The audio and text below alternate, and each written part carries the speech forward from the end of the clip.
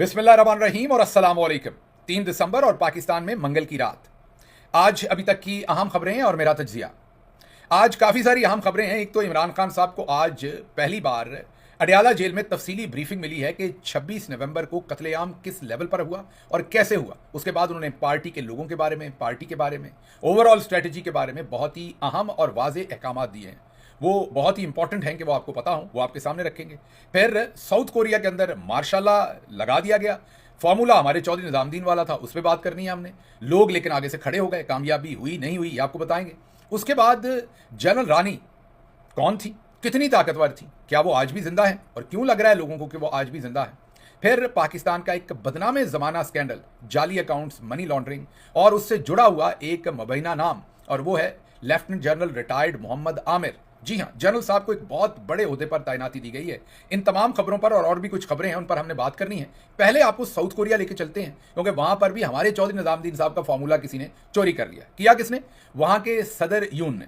सदर यून ने आज मार्शल लॉ लगा दी। रात 11 बजे तकरीबन साउथ कोरिया के वक्त के उन्होंने अचानक से मार्शल लॉ अनाउंस कर दी। मार्शल लॉ का मतलब क्या? वही जो हमारे यहाँ होता है, तमाम बुनियादी हकूक सल्ब, पार्लियामेंट पर पाबंदी, सियासी एक्टिविटीज़ पर पाबंदी, मीडिया पर पाबंदी, जलसे जुलूस और इज्तमा पर पाबंदी, फ्रीडम ऑफ स्पीच पर पाबंदी, और मुल्क जो है वो अब सदर यून की मर्जी से चलेगा। अच्छा, जो साउथ कोरिया उसके बारे में आपको बता दें कि थोड़ा तगड़ा मुल्क है, अमीर मुल्क है, कोई गरीब मुल्क नहीं है। इकॉनमी उनकी बहुत बेहतर है। एशिया की जो टॉप इकॉनमीज़ हैं 2, 3, 4, उनके अंदर उनका शुमार होता है। जापान और साउथ कोरिया आप सबको पता ही है, तगड़े मुल्क है। फिर साउथ कोरिया में ये पहला मार्शल लॉ नहीं है, पहले भी रहे हैं, लेकिन आखिरी मार्शल लॉ 1979 से लेके 1987 तक रहा था। तो 1987 मीन 1987 के बाद अब तक कभी कोई मार्शल लॉ नहीं लगा, और तब से वहाँ पर डेमोक्रेसी ही चल रही है। अब वहाँ पर सदारती निज़ाम है और 7 पार्लियामेंट्री जो सिस्टम है वो अलग से उसके इलेक्शन होते हैं और सदारती इलेक्शन अलग से होते हैं। 2022 में ये जो सदर यून है ये सदर मुंतखब हुए और 2024 में इनके पार्लिमानी इंतखाबात हुए। अब जो पार्लिमानी इंतखाबात हुए उसमें जो सदर यून की पार्टी है उसको कम सीटें मिली, 300 में से गालिबन 108 सीटें या 110 सीटें मिली। और जो इनकी अपनी पार्टी का नाम पीपल्स पार है, पीपल्स पार्टी नहीं, पीपल्स पार, और जो इनकी अपोजिशन है वो डेमोक्रेटिक अलायंस है, उनको कोई 173 या 170 के करीब सीटें मिली। अब वो मेजॉरिटी में आ गए, पार्लियामेंट पे उनका कब्जा हो गया, और अब सदर यून मुल्क चलाने की कोशिश कर रहे थे पिछले कई महीनों से। जो बिल भेजते थे पार्लियामेंट में उसको वो रिजेक्ट कर देते थे। दूसरी जो इनकी अपोजिशन पार्टी थी, क्योंकि उनके पास 173 के करीब सीटें थी, अब एक किस्म का पैरालाइज हो चुका था, मामला चल नहीं रहा था जो सदर यून था उससे। तो उन्होंने आज हतमी तौर पर इसका नतीजा ये निकाला कि मैं मार्शल लॉ लगा देता हूँ। कोई डेमोक्रेट होता तो वो ये सोचता कि ठीक है, पार्लियामेंट में उन्हें 2022 में मैं सदर मुंतखब हुआ था, 24 में अवाम ने मेरी करप्शन या नाअहली की वजह से उस पार्टी को पार्लियामेंट में ज़्यादा सीटें दे दी, तो मैं सदारती इलेक्शन तलब कर लेता हूँ, और जाहिर है दूसरी पार्टी का ही सदर बनेगा तो मैं बनने देता हूँ, फिर अपनी किस्मत आजमाऊँ। ये तो डेमोक्रेटिक एटीट्यूड होता है। पाकिस्तान में भी निजामुद्दीन कहता है कि मैंने बिला शिरकत गैर इक़्तिदार किसी के हाथ में नहीं देना। अगर यहाँ भी सेंस प्रवेल होनी होती तो 8 फरवरी को तमाम तर जुल्म और तमाम तर हिजान और तमाम तर प्रोपेगेंडे के बाद पब्लिक ने 8 फरवरी को जिस तरह से निकल के वाजे तौर पर ये election Imran Khan versus general Asim Munir था, तो अवाम ने जनरल आसिम मुनीर के खिलाफ वाजे तौर पर मैंडेट दे दिया था कि हमने इमरान खान को वोट करना है और हमें वो वज़ीर आज़म के तौर पर चाहिए। तो अगर उस दिन हम होश के नाखन लेते और एक कदम नहीं बल्कि 2 कदम पीछे हो जाते और कहते कि हम तो इमरान खान को भले बुरा समझते थे लेकिन अवाम ने इमरान खान को चुना है और इतनी वाज़ेह अक्सरियत दी है, तो अब हम अवाम के इस रीसेट जो मोड अवाम ने ऑन किया है उसके साथ चलेंगे, और जो भी हमारे तहफ़्फ़ुज़ात थे उन्हें बालाए ताक रख के अब इमरान खान साहब को हुकूमत हम मुंतकिल कर देंगे। मुल्क रीसेट हो जाता, और यकीन कीजिए आज ये जो कुछ भी कत्लो गारत हो रही है ये ना होती। सदर यून ने भी साउथ कोरिया के अंदर इसी तरह का मॉडल अपनाया कि जब उसके पास ये ऑप्शन था कि वो इलेक्शन करवाते, उन्होंने उसकी जगह पर मार्शल लगा दिया। लेकिन सब जगहों पर उस तरह के लोग नहीं होते जैसे अमूमी तौर पर सोचा जाता है कि हमारी पब्लिक नहीं निकलती। वहाँ की पब्लिक निकल आई, वहाँ की अपोजिशन निकल आई। अब पार्लियामेंट के अंदर जो फौरी घंटे 2 घंटे के अंदर इमरजेंसी में वहाँ पर मेंबरान पहुँच सके वो 190 पहुँच सके 300 में से। और अब वहाँ पर एक जंगो जदल था, जो वहाँ पर सिक्योरिटी इसने लगाई थी सदर यून ने, वो उनको पार्लियामेंट के अंदर नहीं जाने दे रही थी। बहरहाल वो किसी ना किसी तरह से पार्लियामेंट के अंदर गए और उन्होंने अंदर से दरवाजे बंद कर लिए, और वहाँ पर एक करारदाद पेश की गई जिसमें 190 में से 190 लोगों ने वोट दिया, मीन 190 बामुकाबला 0। 190 ने कहा कि हम मार्शल लॉ को गैर आइनी कहते हैं, गैर कानूनी कहते हैं, और फौरी तौर पर सदर यून इस मार्शल लॉ को लिफ्ट करें। अब जब ये करारदाद पास हो रही थी, पेश हो रही थी, तो उस वक्त सदर यून के अहकामात पर वहाँ की मिलिट्री, वहाँ की पुलिस जो है वो दाखिल होने की कोशिश कर रही थी पार्लियामेंट के अंदर, जो कि वो कामयाब ना हो सके। उससे पहले लोगों ने अपनी जो मेंबरान थे उन्होंने अपनी जो करारदाद थी वो पास कर ली। और सदर यून जो थे उनके खिलाफ बड़े सारे स्कैंडल हैं। एक तो उनकी बीवी ने कोई डियोर का बैग एक्सेप्ट किया, आपको पता है बड़े महंगे होते हैं ये सारे ब्रांडेड बैग्स जो हैं, वो एक्सेप्ट किया। बाद में वो स्कैंडल आया, फिर सदर यून ने पब्लिक अपॉलोजी की उसके ऊपर। फिर एक हेल्थ का क्राइसिस वहाँ पर आया, हेल्थ का स्कैंडल आया जिस पर इनकी बड़ी बदनामी हुई। फिर पुलिसिंग का स्कैंडल था कि वो पुलिस से अब्यूज़ ऑफ पावर करवाते हैं। फिर करप्शन के रिपोर्टेड वहाँ पर रिपोर्टेडली स्कैंडल्स इनके खिलाफ आ रहे थे। तो ये वजूहत थी कि अवाम इनसे तंग थी और आज इन्होंने मार्शल लगाया। लेकिन क्योंकि अवाम खड़ी हो गई भारी तादाद में पार्लियामेंट के सामने जाके, और पार्लियामेंटेरियंस का भी ज़मीर जिंदा था और उन्होंने 190 वर्सेस 0 पे इस मार्शल को रिजेक्ट कर दिया और आखिरकार उन्हें वहां पर डेमोक्रेसी बहाल करनी पड़ी। आल्दो अमेरिका का इसमें रोल जो है वो बड़ा मानी खेज, हालांकि अमेरिका की छाया छतरी में है जो जनूबी कोरिया है और अमेरिका का क्लोजेस्ट अलाय है। लेकिन जब ये सब कुछ हो रहा था तो अमेरिका ने कोई वाज़ेह स्टेटमेंट नहीं दी। मैं हैरान हुआ कि हम डेमोक्रेसी के साथ हैं या ये यून ने क्या कर दिया। उन्होंने कहा we are watching, the situation is developing and we are watching. तो ये भी एक मेरे लिए मानी खेज बात थी। बहरहाल साउथ कोरिया के लोग खड़े हुए, हमें भी खड़े होना चाहिए था। मैं बार बार आपको याद करवाता हूँ, आपको सब कुछ तब समझ आई जब इमरान खान को जनरल बाजवा ने गिरा लिया। जब 9 अप्रैल को वहां पर वोट ऑफ नो कॉन्फिडेंस हो रहा था तो पाकिस्तानी कौम को वहां पर बाहर जाके खुद से निकल के अपने वजीर आजम का दिफा करना चाहिए था। वो वजीर आजम जो हम सब की इज्जत में पूरी दुनिया के पेडिस्टल पर इजाफा करता था। और जब हमें पता था कि ये साशे पैक चोर शहबाज शरीफ अब वजीर आजम जनरल बाजवा बना रहे हैं और 1100 अरब की ये तमाम चोरी माफ की जाएगी, तो उस वक्त ना गोलियां चल रही थी ना किसी ने उस रात आपको गोलियां मारनी थी। आपने उस दिन कहा कि मेरा क्या जाता है, सानू की, वो जो पंजाबी का एक जुमला है सानू की, आपने उस दिन सानू की पे अमल किया, आप घर बैठे रहे। अब आप देखें आपको भी मुसीबत पड़ी हुई है, हमें भी पड़ी हुई है, कितनी जानें गई हैं, मुल्क की कितनी तबाही हुई है। अगर वक्त पर आप निकलते तो ये काम ना होते। तो अगली दफा के लिए मैं आपको बताऊं कि जब भी कानून टूट रहा हो तो वक्त पर, जो मुक्का होता है वो वक्त पर मारते हैं। वक्त खुन जाए तो वो मुक्का जो है उसकी पहले चपेट बना लेते हैं और फिर अपने मुंह पर मारनी पड़ती है, क्योंकि आपने वक्त जाया कर दिया। उस दिन आप ना खड़े हो सके माजरत के साथ। अगर होते, या जब भुट्टो साहब को फांसी दी गई थी उसी टाइम आप लाखों में निकल आते तो दोबारा किसी वजीर आजम के साथ ऐसा ना किया जाता। तो बार बार आपने ट्रेन छोड़ी है, जनूबी कोरिया के लोगों ने ट्रेन नहीं छोड़ी। हालांकि सदर यून ने वहां पर फॉर्मूला हमारे वाला इस्तेमाल किया। आपको पता है ना उनकी और नॉर्थ कोरिया की आपस में लड़ाई है, तो सदर यून ने कहा कि जनाब ये जो अपोजिशन है ये नॉर्थ कोरिया के एजेंट है, इसलिए मुल्क की सलामती, वसी तर मुल्की मफाद में मैं ये मार्शल लगा रहा हूँ। वही जो मेरे अजीज हमवतनों यहाँ पर होता है ना, वसी तर मुल्की मफाद, क्योंकि हमारा चौधरी निजामुद्दीन भी समझता है कि सबसे इंटेलिजेंट नंबर 1 वो है। हमारा चौधरी निजामुद्दीन समझता है कि नंबर 1 मुल्की मफाद का जो प्रोटेक्टर है वो है। नंबर 1 जो पैट्रियट है वो भी वो है। नंबर 1 जो ईमानदार है वो भी वो है। नंबर 1 केपेबल जो है वो भी वो है। तो अब मैं बीच बीच में नंबर 1 कह देता हूं, हालांकि ये नंबर 1 है। तो जब हम अपने आप को नंबर 1 समझते हैं तो फिर इस जोन में हम बहुत सारे ऐसे काम करते हैं जो आइन हमें इजाजत नहीं देता। तो ये तो थी साउथ कोरिया की खबर। अब आते हैं इमरान खान साहब की आज की बातचीत पर। आज अलीमा खानम साहबा मिली, पहली दफा इमरान खान साहब को मुकम्मल ब्रीफिंग मिली। मैं अभी भी इसको मुकम्मल नहीं कहूंगा, कोशिश की होगी ब्रीफिंग देने वालों ने, लेकिन अभी भी जो लीडर होता है उसने डाइवर्स ग्रुप ऑफ पीपल मिलना होता है। अगर वो सिर्फ शहबाज गिल को मिलेंगे तो शहबाज गिल कहानी को उस तरीके से बताएंगे जो शहबाज गिल ने देखी होगी या जो उनके इंटरेस्ट में होगी या जो उनको दुरुस्त लगती होगी। तो इसलिए जो लीडर होता है, अगर आप लीडरशिप का कोई भी कोर्स पढ़ें तो उसमें जो बहुत इंपॉर्टेंट बात लीडर की होती है कि उसकी तरफ जो इनफ्लो हो इन्फॉर्मेशन का, जो लोगों की एक्सेस हो, वो डाइवर्स ग्रुप ऑफ पीपल की हो, ताकि वो हर तरह की राय ले सकें और फिर एक हतमी डिसीजन पर पहुंच सकें। कल तो बहुत ही मिनिमम इन्फॉर्मेशन उन्हें मिली थी, कंट्रोल्ड इन्फॉर्मेशन मिली थी। आज थोड़ी और ज्यादा मिली और मैं अभी भी कहूंगा कि अभी भी उन्हें पूरी इन्फॉर्मेशन नहीं मिली होगी। अभी और डाइवर्स जो ग्रुप्स हैं वो उन्हें जब मिलेंगे तो इन्फॉर्मेशन रेंडर करेंगे, तो उसके बाद इमरान खान साहब आप देखेंगे उन्हें कितनी क्लैरिटी होगी। आज बहरहाल जो 2-3 क्लैरिटीज हुई, एक तो उन्होंने ये कहा कि जो गौहर खान साहब के आपने देखा था बयानात, 12 लाशें जो उससे ज़्यादा कहते हैं उनका हमारे से कोई ताल्लुक नहीं, और दूसरी इस तरह की बातें। तो इमरान खान साहब ने कहा कि या तो बैरिस्टर गौहर साहब को पता नहीं कि हुआ क्या है, या फिर उन्हें समझ नहीं आ रही। या तो उन्हें पता नहीं कि हुआ क्या है, मीन उन्हें उनके इल्म ही नहीं है कि बाहर क्या हुआ है, या फिर उन्हें समझ नहीं आ रही कि हमारे वर्कर के साथ क्या हुआ है। शायद वो इसलिए ऐसी स्टेटमेंट्स दे रहे हैं।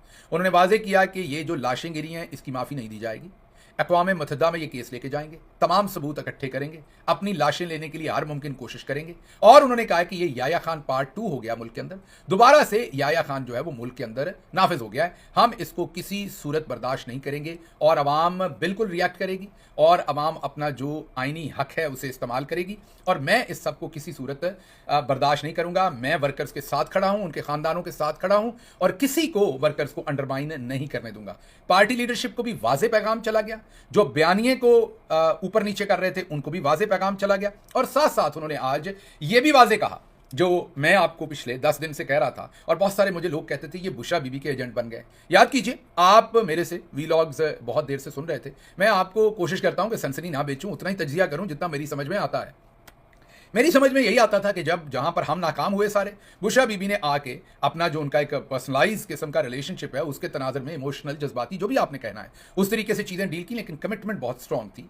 इस वजह से चीज़ें बदल गई और चौधरी साहब के कंट्रोल से बाहर हो गई, तो चौधरी साहब को बिल्कुल बरहना होकर लोगों को गोलियां मारनी पड़ी।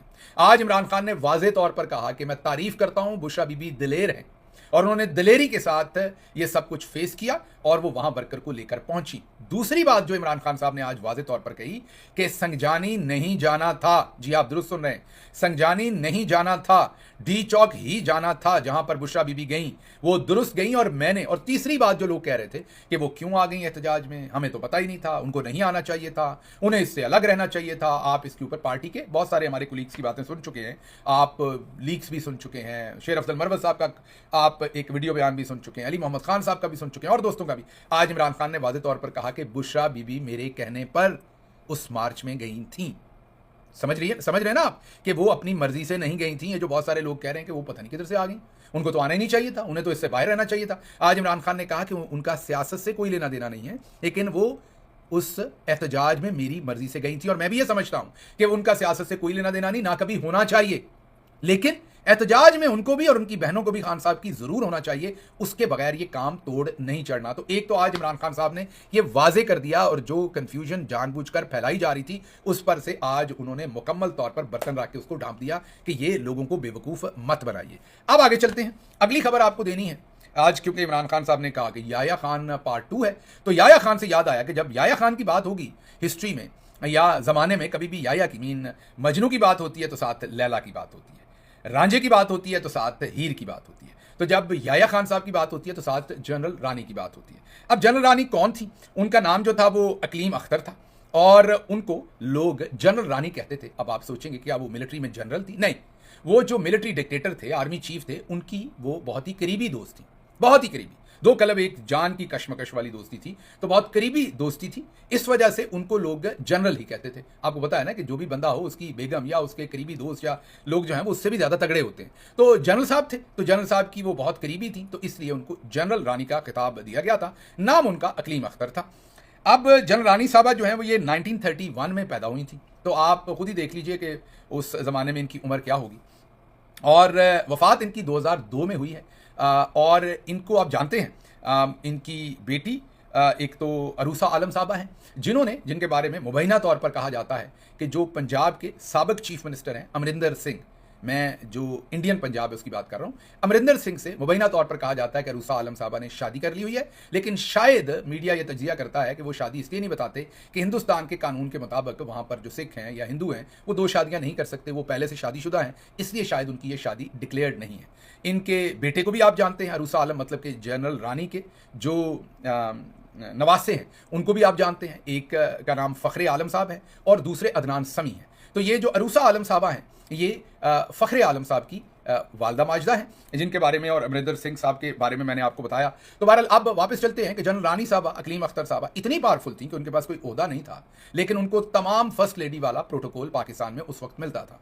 जनरल याया के बाद अगर किसी को सबसे ताकतवर समझा जाता था तो वो जनरल रानी मतलब अकलीम अख्तर साहबा को समझा जाता था। जो वो कहती थी वो होता था, जिस तरफ वो देखती थी वो जल के भस्म हो जाता था, जिसको वो मुस्कुरा के देखती थी वहाँ चिराग जल उठते थे, वहाँ जो हरियालियाँ हो जाती थी वहाँ पर दौलत की रेल पेल हो जाती थी। तो आज भी पाकिस्तान में इमरान खान साहब ने याया पार्ट 2 का, तो हम ऐसे ही ढूंढ रहे थे कि भाई आज भी कोई जनरल रानी है। तो अगर आपको नजर आए तो आपने मुझे ज़रूर बताना है कि आज कोई जनरल रानी है कि नहीं। अगर मैं कहता हुआ तो अच्छा नहीं लगता बहुत सारी बातें, तो इसलिए, और ना ही मैं किसी को कहता हुआ अच्छा लगता हूँ कि फ़लाँ जनरल रानी है या फ़लाँ जनरल रानी है, क्योंकि जनरल रानी मेरा ख्याल मरती नहीं है। जनरल रानी जो होती हैं वो हमेशा ज़िंदा रहती हैं, कोई शक्ल नई आ जाती है। और जैसे इश्क आपको पता है कभी मरता नहीं है, हर मोहल्ले गली हर जगह पर कोई ना कोई इश्क जो है वो पनपता रहता है, जन्म लेता रहता है। ऐसे ही डिक्टेटर्स ताकत को अपने अंदर मरकूज़ करने वाले और फिर से अब्यूज़ करने वाले भी मरते नहीं हैं। हर दिल में, हर दूसरे डिक्टेटर के दिल में ये ख्वाहिश होती है कि सारी ताकत को मैं अपने अंदर मरकूज़ कर लूँ। तो जनरल रानी कहाँ हैं, कौन है, क्या आज भी हैं कि नहीं है, अगर हैं तो किस तरह की पावर इस्तेमाल कर रही हैं, ये ज़रूर अपने कमेंट्स में बताइएगा। हम आपसे लर्न करना चाहते हैं। हम आपको ये बात शायद बताने से इसलिए कासर है कि हमें पता ही नहीं है, हमें समझ ही नहीं है कि आज कोई जनरल रानी है या नहीं है। तो आगे चलते हैं अगली खबर। बदनाम ज़माना पाकिस्तान में एक स्कैंडल हुआ था और वो था जाली अकाउंट्स का। जरदारी साहब के इर्द गिर्द वो स्कैंडल घूमता था सारा, याद कीजिए। और उस स्कैंडल के अंदर एक JIT बनी थी जिसमें ISI का नुमाइंदा भी था और गालिबन मिलिट्री इंटेलिजेंस का भी था। उस JIT ने, ये फौज के नुमाइंदे थे, हमारे नहीं थे, फौज के नुमाइंदे थे अपने, और वो सर्विंग फौजी थे, अफसरान थे। उन्होंने ये फाइंड आउट किया कि जाली अकाउंट्स पे ट्रांजैक्शंस हुई और उस वक्त एक ब्रिगेडियर साहब थे जिनका नाम मोहम्मद आमिर था, जो प्रेसिडेंट आसिफ जरदारी के मिलिट्री सेक्रेटरी थे। वो भी इस जाली अकाउंट के स्कैंडल में रिपोर्टेडली तो नहीं कहेंगे बल्कि JIT की रिपोर्ट है तो रिपोर्टेडली तो ना रहा, तो वो भी इसमें मुलव्वस थे। ये रिपोर्ट का अक्स भी हम आपको दिखा रहे हैं। तो वो इसमें मुलव्वस थे, मतलब कि वो भी मुजरम करार दे दिया JIT ने तो उन्हें कि वो जाली अकाउंट्स के अंदर मुलव्वस थे। ये थे brigadier Mohammad Aamir, military secretary, उस वक्त के सुप्रीम कमांडर, आज के भी सुप्रीम कमांडर जनाब आसिफ अली जरदारी साहब। मतलब कि जो सारा लूट मार का पैसा था वो जाली अकाउंट्स के अंदर जो जमा हुआ उसमें मोहम्मद आमिर साहब के अकाउंट में भी हुआ। उस वक्त को ब्रिगेडियर थे। फिर क्योंकि इस तरह के कामों से तो पाकिस्तान में तरक्कियां मिलती हैं ना जी, फिर वो मेजर जनरल हुए। हालांकि फौज के अपने अफसरान ने उनके बारे में ये कहा था, लेकिन किसी ने उनके खिलाफ कोई तादीबी कार्रवाई ना की। हमें बताया जाता है आर्मी के अंदर डिसिप्लिन बहुत ही तगड़ा है, सख्त है। यहाँ होता हुआ हमें माजूद के साथ नजर ना आया। फिर वो मेजर जनरल बने, फिर वो लेफ्टिनेंट जनरल बने, फिर वो कोर कमांडर बने, फिर उनको और ओहदे मिले, और वो बाल बाल पाकिस्तान आर्मी बची। वो पाकिस्तान आर्मी के आर्मी चीफ भी बनने वाले थे जब जनरल आसिम मुनीर बने हैं, तो उस वक्त वो भी आर्मी चीफ की दौड़ में शामिल थे। आज उन्हें कतर में पाकिस्तान का सफीर तैनात किया गया है। बेरोजगार होंगे बेचारे, अभी चंद अरब ही होंगे उनके पास, ज़्यादा अरब होने चाहिए तो और पैसे कमाएं वो जाके। उनको पहले शायद UAE में, दुबई, अबू धाबी, ये जो UAE है, शारजा, ये वाली जो स्टेट्स हैं, तो वहाँ पर उन्हें पहले सफ़ीर प्रपोज़ किया गया था। मेरा ख्याल उन्होंने आगे से हाथ जोड़ दिए कि जनाब हम ये वज़न नहीं उठा सकते। तो फिर शायद वो कनाडा जाना चाहते थे, कनाडा में शायद वो ना लेते, तो इसलिए अब उनके लिए एक और मुल्क ढूंढा गया है। मुल्क तो खैर और भी दुनिया में बहुत सारे थे, लेकिन वो इतने लुक्रेटिव नहीं होंगे। कतर ज़रा थोड़ा लुक्रेटिव है, आप समझ सकते हैं। कतर के साथ पाकिस्तान के बहुत सारे मामला हैं, LNG डील्स, कतरी खात और कई कुछ आप सुनते रहे। तो अब जनाब lieutenant general retired Mohammad Aamir आप सबका सर फ़ख्र से बुलंद करेंगे कतर के अंदर पाकिस्तान के सफ़ीर के तौर पर। खबरें और भी थी, लेकिन यहाँ से मुझे इजाज़त दीजिए। अल्लाह आपका हामी और नासिर हो। पाकिस्तान जिंदाबाद।